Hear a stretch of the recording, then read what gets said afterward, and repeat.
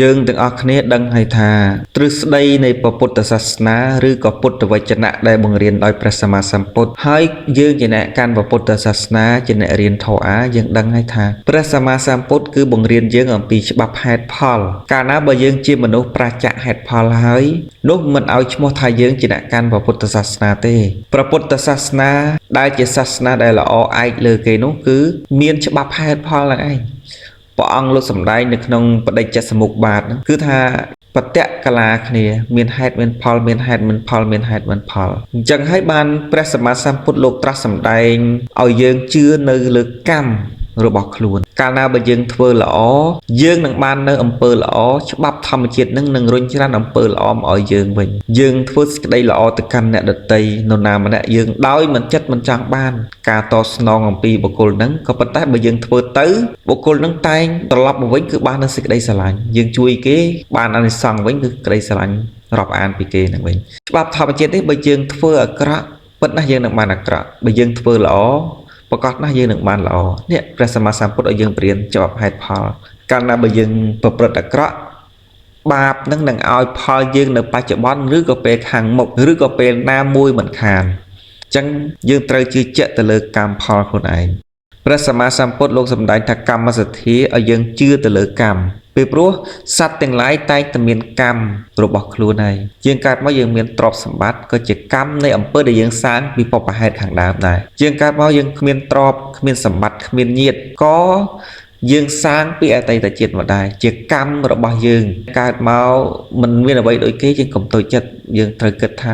នេះជាកម្មពីអតីតកាលរបស់យើងនឹងឯងអញ្ចឹងព្រះសម្មាសម្ពុទ្ធបង្រៀនឲ្យយើងស្គាល់អំពីកម្មថាយើងមានកម្មជារបស់ខ្លួននេះឯងហើយយើងត្រូវមានសទ្ធាកម្មសទ្ធានឹងជឿទៅលើកម្មទី2វិបាកសទ្ធាមានន័យថាជឿទៅលើផលនៃកម្មអ្វីណាដែលយើងធ្វើមក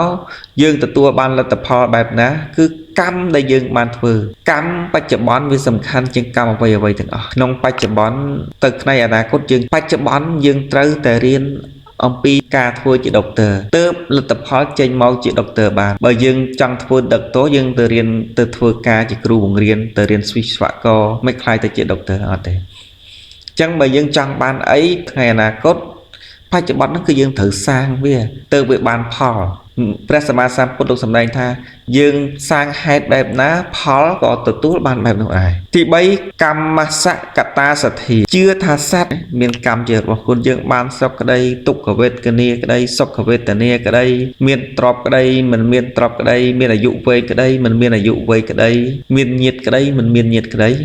វាសិតសឹងតែជាកម្មរបស់យើងជាអ្នកសាងយើងមានកម្មជារបស់ខ្លួននេះឯង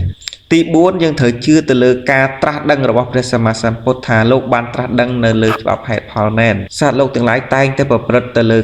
កម្មដែលខ្លួនបានសាងពីបច្ចុប្បន្នពីអតីតឬបច្ចុប្បន្នឬអនាគតនេះឯងម្យ៉ាងទៀតញាតិញោមជាពុទ្ធបរិស័ទត្រូវជ្រាបថា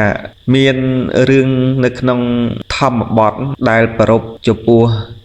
ភិក្ខុចក្ខុបាលថេរលោកបដិបត្តិធម៌ធ្វើឲ្យលោកផ្ទុះក្របភ្នែកហើយពិការភ្នែកប៉ុន្តែហេតុពីអតីតកាលគឺលោកចក្ខុបាលថេរហ្នឹងគឺលោកធ្លាប់ធ្វើជាគ្រូពេទ្យឲ្យជួយព្យាបាលភ្នែកថាបើសិនជាអាចព្យាបាលភ្នែកនឹងជាខ្ញុំនឹងសម្រេចចិត្តធ្វើជាខ្ញុំបម្រើលោកម្ចាស់អស់មួយជីវិតប៉ុន្តែនៅពេលដែលចក្ខុបាលថេរលោកព្យាបាលណាជាគ្រូពេទ្យអញ្ចឹងក៏ព្យាបាលជំងឺភ្នែកនឹងជាប៉ុន្តែអ្នកដែលឈឺភ្នែកបន្ទាប់ពីការព្យាបាលជាហើយមិនគោរពសម្ដីការមុនថាធ្វើម៉េចឲ្យតែភ្នែកនឹងជានឹងធ្វើជាខ្ញុំបម្រើដល់ពេលភ្នែកជាបំភ្លេចសន្យាមិនចង់ធ្វើជាខ្ញុំបម្រើចក្ខុបាលថេរកាលពីលោកយកកំណើតជាគ្រូពេទ្យហ្នឹងខឹងសួរថាភ្នែកនឹងជាក៏ហក់ថាមិនជាដល់ពេលភ្នែកជាហើយក៏ហក់ថាភ្នែកនឹងមិនទាន់ជាអញ្ចឹងចក្ខុបាលថេរនឹងខឹងសំថ្នាំធ្វើឲ្យបរោះហ្នឹងពិការភ្នែករហូតកម្មពៀដែលលោកបានធ្វើឲ្យគេអ្នកខឹង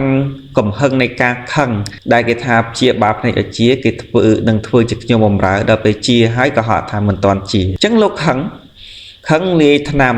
ដាក់ភ្នែកហ្នឹងទៅផ្ទុះភ្នែកការជារៀងរហូតដល់ពេលអតីតកាលមកលោកបានកើតជាភិក្ខុចក្ខុបាលថេរហ្នឹងបដិបត្តិធម៌លោកផ្ទុះភ្នែកដោយសារពិការភ្នែកផ្ទុះពិការភ្នែកដោយសារអីមានកម្មវិរិយពីអតីតកាលមកម្យ៉ាងទៀត មានបរោះម្នាក់ញោមមានបរោះម្នាក់គាត់អង្គុយក្នុងផ្ទះហ្នឹងកំពុងតែហូបបាយស្រាប់តែគាត់កំពុងតែហូបបាយហ្នឹងទៅសត្វឆ្កែមួយក្បាលហ្នឹងចូលមកជិតជើងរបស់គាត់មានអារម្មណ៍មោម៉ៅយ៉ាងខ្លាំងខឹងសត្វឆ្កែហ្នឹងយ៉ាងខ្លាំងធាក់ឆ្កែហ្នឹងមួយជើងប៉ើងដល់ពេលឆ្កែហ្នឹងកើតទុក្ខវេទនាវាឈឺក្រំគ្រាក្នុងរាងកាយដោយសារបរោះនឹងធាក់មួយជើងតត់មួយជើងហ្នឹងដល់ពេលស្រែកងែក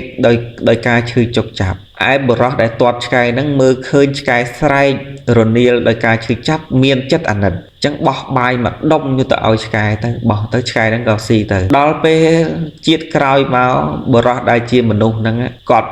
យកជាមនុស្សតែអ្នកក្រខ្សត់ឯសត្វឆ្កែនោះក៏ស្លាប់ទៅកើតទៅជាមហាសេដ្ឋីជាអ្នកមានចំណែកឯបរោះហ្នឹងដើរទៅឯមហាសេដ្ឋីហ្នឹងធ្លាប់យកកំណើតជាសត្វឆ្កែហ្នឹងឃើញបរោះម្នាក់ហ្នឹងដើរគៀកលបងផ្ទះហ្នឹងស្មានគិតស្មានតែចោលដល់ពេល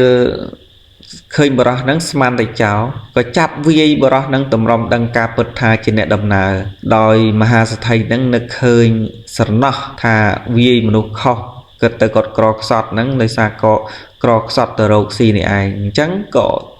ឲ្យដីឲ្យធ្លីហ្នឹងធ្វើផ្ទះឲ្យមួយខ្នងអញ្ចឹងបានមួយជើងសងមួយដំបងផ្ទះមួយខ្នងសងដោយបាយមួយដុំ